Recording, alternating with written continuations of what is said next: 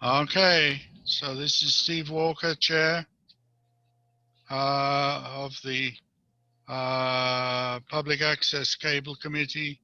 We have just discovered it's not posted on the town website, so we will not be voting on anything this evening. I'll do a roll call to confirm that all members and people anticipated are present and can hear me. So roll call just by the order you are on my screen. Jeff. Here. Pete. Here. Steve. Present. Faith. Here. And support staff. That's a poor description. And Joe, who basically runs the show anyway. So. Yeah. Okay.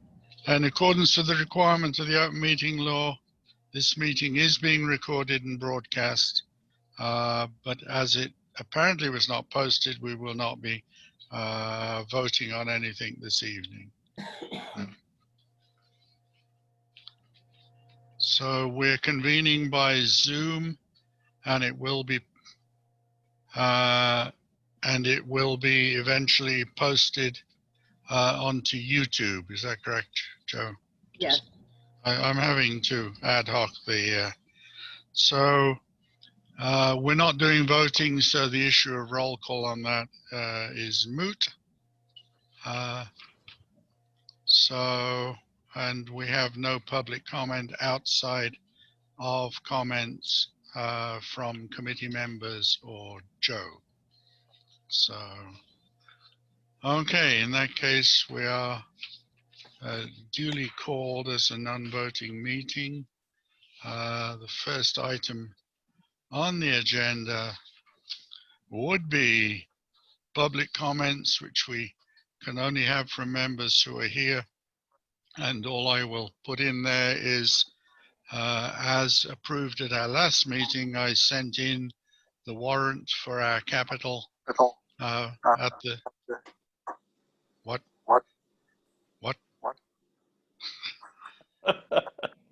Something odd's happening. I sent in the warrant as we had approved, and Eileen responded that she'd received it. So I hope this time we end up at the town meeting with the correct warrant as we have requested it. Anyone else have any public comments they would care to make? Hearing none, moving on to the minutes. I have a couple of corrections to them, Jeff, if that's okay. Under roll call, Joe was there as well. Oh, yeah, sorry about that. Yeah. And under the capital budget warrant, a motion was made to accept the article. Should be accept it. ACC. Accept means kind of the opposite. Okay. Anyone else have any other comments on the minutes? The way we're running, they need to be on the agenda again for our next meeting, please, Jeff, and we will vote on them at that time. Okay, sounds good.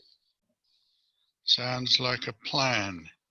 Manager's report. On the agenda, it says August. It means September, I believe. So, Joe, you have the floor. Okay.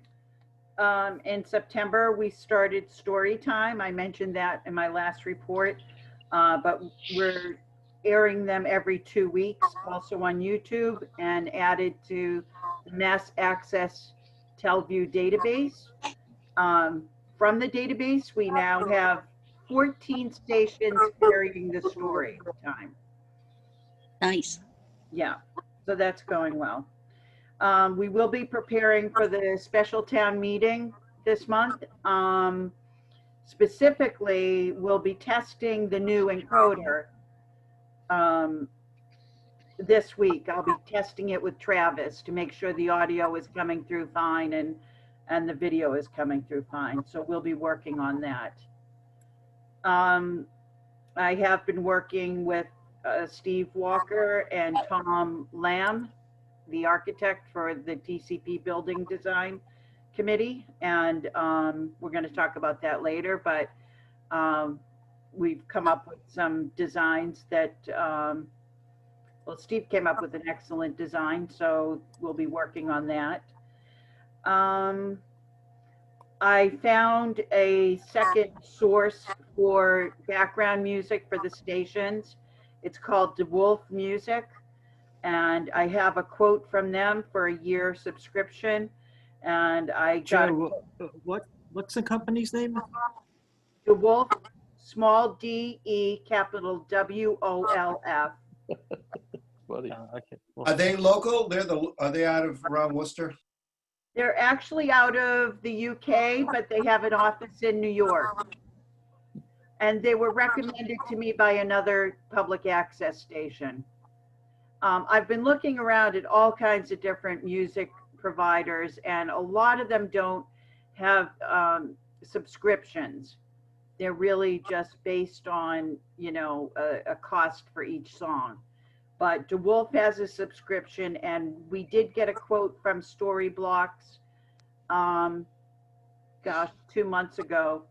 The Storyblocks quote was $7,500 a year, and the DeWolf quote was $1,440 a year. So if we can get this on the agenda for next meeting, I would love for it to be voted on.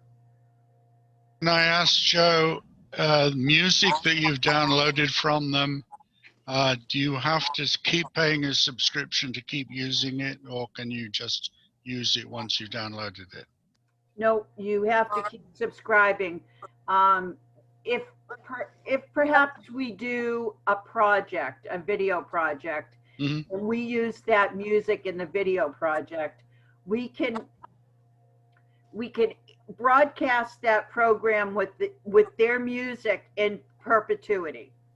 Okay, However, to be used as background music and on the background of YouTube, that is not in perpetuity. That is as long as you're subscribing, it's okay to use. Okay. If you are not subscribing anymore, it is not okay to use. got you. Thank you. Okay. Steve mentioned earlier before the meeting, studio visits. I'm trying to pick up more studio visits because we're coming into the phase of the space plan where we need to have a more solid idea of what we're going to do with the space. So I went to Winchester last week, and that gave me a lot of good ideas, which we incorporated into the space plan Steve worked on. And the next studio visit will be to Leominster. They just created a new studio, and I requested to come in for a visit, but they're currently moving into the studio. So they said in about 3 weeks, we can go over and take a look. So we'll see what they incorporated into their studio. I'm still working on the department head continuity plan. I mentioned it in my last report. It's something that is being run by an organization out of UMass Boston, I believe. And the department heads in the town are putting together a rather lengthy spreadsheet on their tasks and activities and who does what. And I'm still working on that. It's going to take quite a while, but I will probably share that with you when it's completed. There was a Zoom setup change recently where our videographers had to, are you guys hearing that feedback? Yes. Oh, okay, No. I thought it was just me. I'm not hearing it. Oh, okay. Well, I'll try to make it brief. The Zoom did a change where in the past, our videographers could plug in a code into Zoom and then plug the code into our server, and it would communicate and broadcast live. However, Zoom just changed where you plug in the codes into Zoom, and instead of saying you're connected, it brings you to the admin page. So, and there's only 2 admin pages for the town. There's one through Heather and there's one through Steve Melandrinos. So I checked with Heather and Steve and let them know this situation, because unless they get access to those accounts, they can't do the stream. So now the videographers have access to Heather's username and password for her Zoom account, and the same with Steve. It's not a great way to go, but the way the changes went with Zoom, we had to do that. And they were not in favor of it. I was not in favor of it, but that was the only way we could do it. So. Would it help if we had a PACC Zoom account? Well, then Heather would have to schedule all the meetings through our PACC Zoom account, and I don't think she wants to do that. Oh, yeah, okay, got you. Thank you. Mm-hmm. That's about it. One other thing, Kayla has been pretty much off since COVID due to the fact that there's no events in town, but we're going to connect this week, I hope, and see if she can do maybe some project work or some recording over at the Eagle House, just to get her back to being busy with us. She's not a candidate to do the Zoom meetings. So I'm going to see what kind of work we could dig up for her. That's it, unless you have any questions. Anybody have questions for Joe? So why would the Zoom access go through Heather if the studio has its own account? Or does everything have to go through the town first? Well, if we theoretically used our own account, I would be setting up all the board and committee meetings on our account. Okay. And I prefer not to. Yeah, no, that's fine. Make Heather earn the money, right? Okay, any further comments for Joe? I provided you with the financial information. I emailed that to you. I don't know if you had an opportunity to look at it, but Yeah. I don't have anything out of the ordinary to report there. Except one thing, through the CARES Act, certain expenses are taken off of our budget, taken out of our budget for purchases that were made in direct relation to COVID-19. So in other words, the hybrid Zoom setup in the Bellotta room at Town Hall was done because of COVID. So the cables,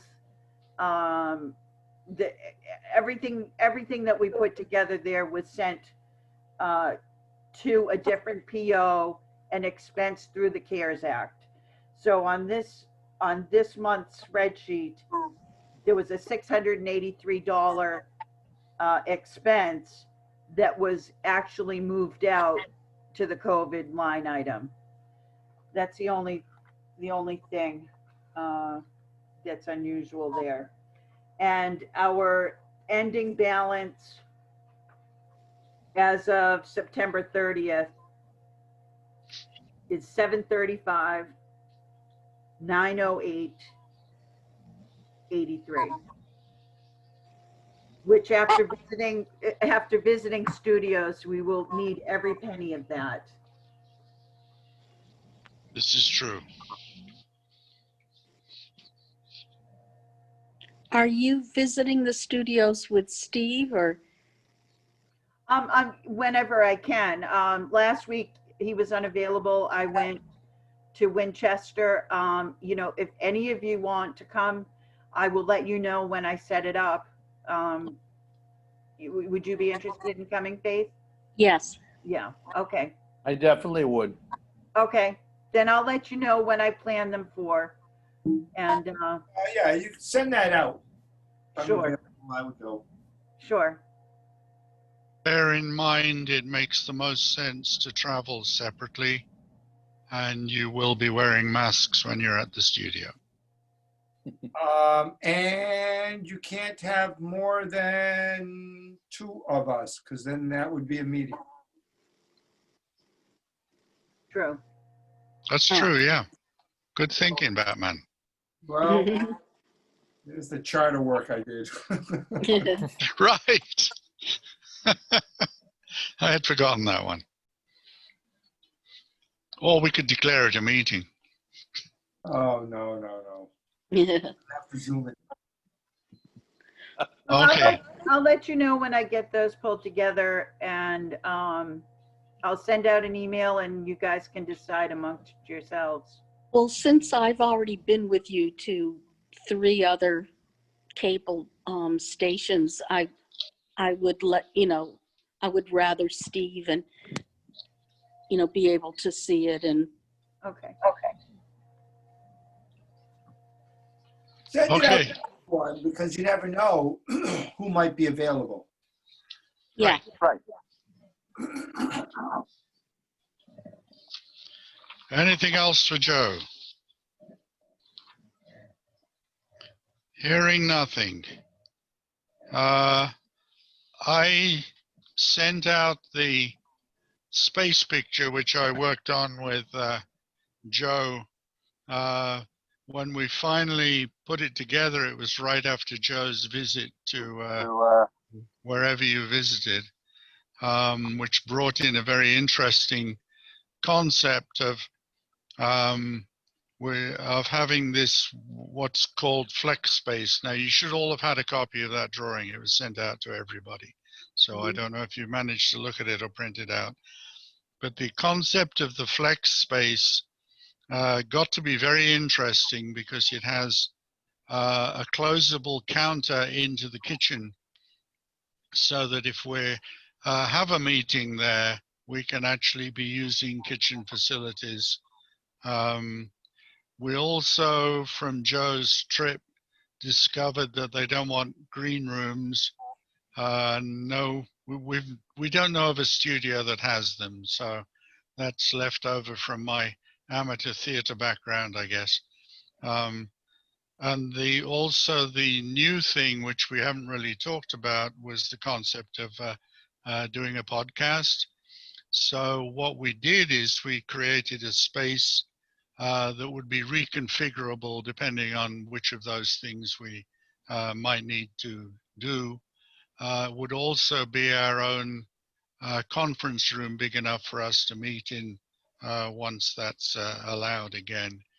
So what we basically started off with was, it's the center leg of the main building. So if you walk in through the front entrance, it's basically the leg of the building that goes due north, sort of from there, which puts us in the center of all the conference rooms. Now, the TCP Space Committee, Building Committee, are having a workshop tomorrow evening at 5:30, which I'm hoping to Zoom attend, where they're going to be talking about who should be in this building. Because when we started very early on, they were talking of knocking down approximately 1/3 of the building because it wasn't needed. Now, with all the people that are trying to get into the building, there isn't enough room.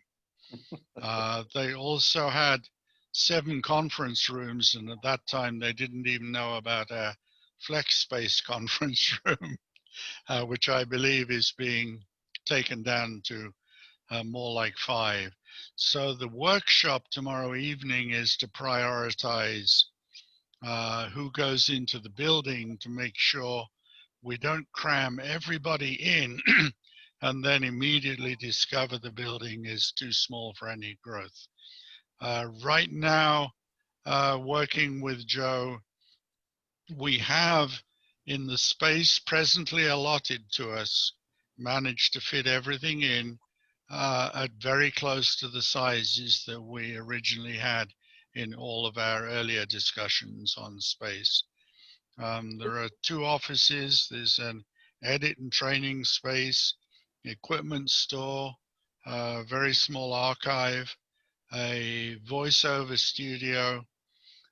We have a main studio and a kitchen studio and a an interview studio. So I think that's really targeted at baseball, or maybe the Pats, if we can get you to talk about that as well. We have one wall that is adjacent to something that may be a little noisy. Joe and I actually met up, masked, distanced, and so we did a test. I went into the next classroom, which was not being used, and shouted at Joe, and she could just about hear me. Now, the space that we're adjacent to in the northerly direction is after school program, I believe, Joe? Yes, extended day. And we can be confident the children will all be kept very quiet and well behaved. Yeah, sure. Or we'll ask the architects to design soundproofing to be added to that wall. So that's basically where it stands. If we have the opportunity, which I'm not a member of the committee, if we have the opportunity, I'm reasonably comfortable that we insist on staying right where it is. We do need access to the out of hours door. Presently, the parking isn't very close to that, but there would be a pathway to reach it. So we have a door on the outside of the building that's secured for use out of hours, and a door on the inside of the building on the principal corridor, which would be used for normal business hours. So that's where it's set up at the moment. I do not know what's going to happen. The last meeting that I Zoom attended, I was actually very pleased to hear at least 2 members of the committee, including Michael Ray, who started it, that what needs to go into the building as a matter of first priority is the town offices, the educational offices, and public access. I was very pleased to hear then that at least one other person confirmed that as the way it needs to be. So there's an understanding in the committee that putting us slap bang in the middle of this lets us do the best job we can for the town, which is our charter. So just one question to clarify. Yes. It's on the same place where we meet now, right? No, it's the other side of that corridor. Oh, it's the old superintendent's office.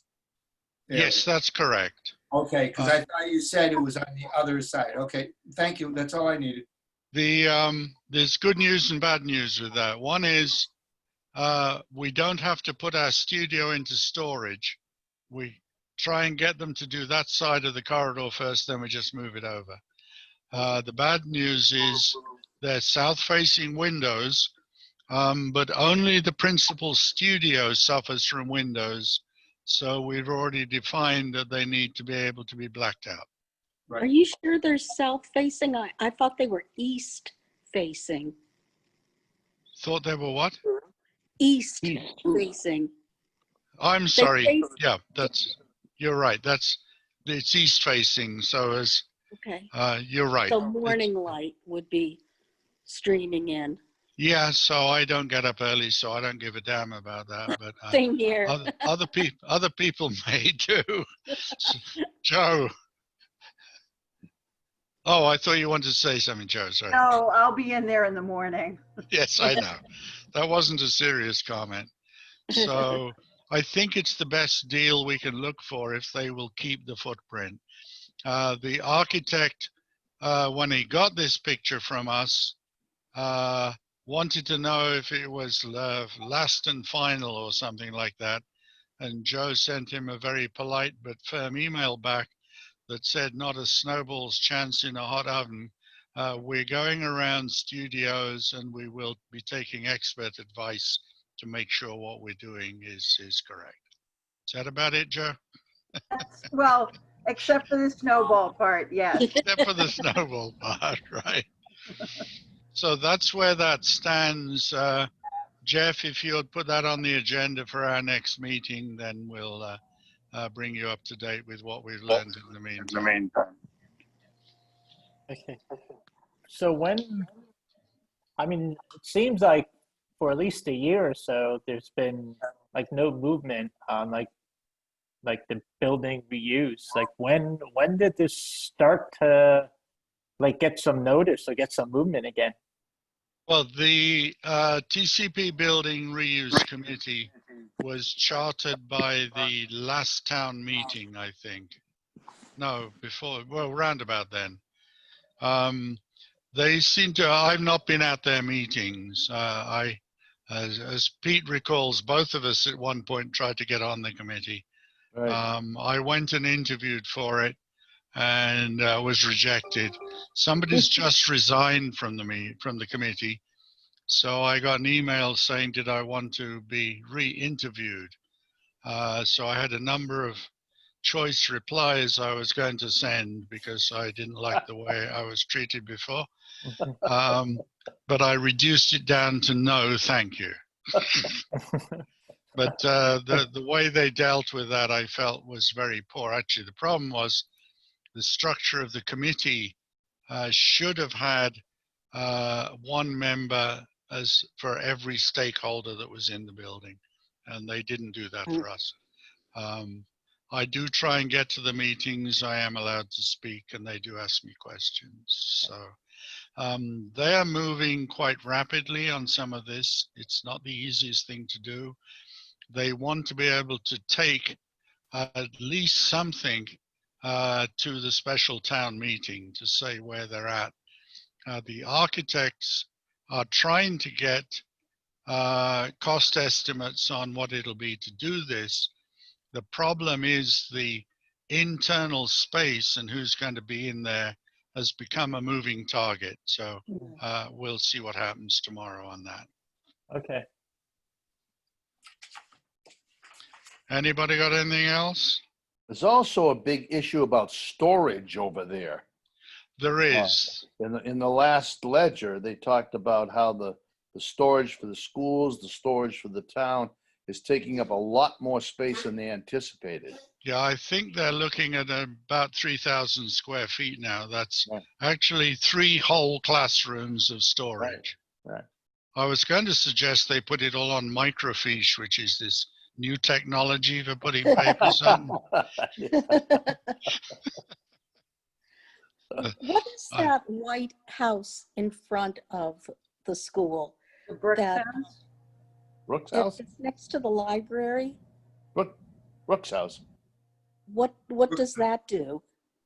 It's for nothing. sale. If you want to buy it, you can buy it, but you have to No, move it. I was just wondering if it was affiliated with the school department or Sure. if the school. It's That's where the owned, super- it's where the owned by the superintendent used to town. be. The town owns it now, Yes. and it's really in disrepair. It's not, Oh. it's not a very good location for anything. Okay, A lot of not water. even, not even the storage that you're talking about, the 3 classrooms of storage. No, It there's a should lot be- of water issues. Okay. It should be demo, but one of the problems is this historical building. Oh, Right. Steve, we were you have trying to that say something? problem here. The school used to own it, and one of the big issues was the water in the basement, it's very damp. It's not Oh. conducive to storage at all. No, and not healthy. No. That's part of what the TCP building reuse has to evaluate. The school offices have said they would prefer to remain co-located with the town offices because they have a lot of interactions. I'm not sure which way it's going to go, if they're actually going to try finding some other space, but we have the town hall, we have the Ritter building. Nobody really knows what's going to those. And one of the problems is the TCP building reuse is not chartered to even discuss putting people into those. Their charter is just reuse of TCP. Right, according to an article in the Ledger today, Today, okay. a couple days, I just read it today. Oh, there you go. The superintendent said she would be willing to move to the town hall or Ritter if necessary. Good, that would make sense. Well, we let TCP building do this. So, and then it'll go through the town meeting, and then who knows what the next step is. So it's gets a wee bit contentious from time to time. So, Mhm. okay, anybody, any other questions on space? Hearing none, the next meeting is defined for November the 2nd, and I will not entertain a motion to close the meeting because we'd have to vote on it. So I, as chair, will arbitrarily close the meeting at 6:47. All right. Well, Sounds good. have a good Okay, week, everybody. thank you all.